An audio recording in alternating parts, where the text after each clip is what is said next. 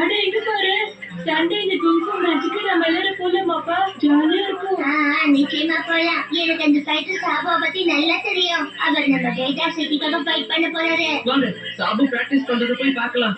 அவர்கிட்ட இருந்து நாம நிறைய கத்துக்கலாம். நான் சொல்றது நிச்சயமா நீங்க நம்ப போறதில்ல. ஒரு தடவை சாபு ரவுடிய கூட சண்டையே போட்டாரு. அப்ப திடீர்னு அவருக்கு ஒரு பிரச்சனை. டக்குன்னு நான் வந்துட்டீங்க.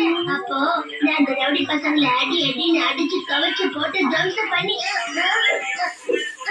ஏன் பண்ணாங்க? இந்த பசங்க என்ன ஒரு ஆளாவே மதிக்க மாட்டேங்கிறாங்க.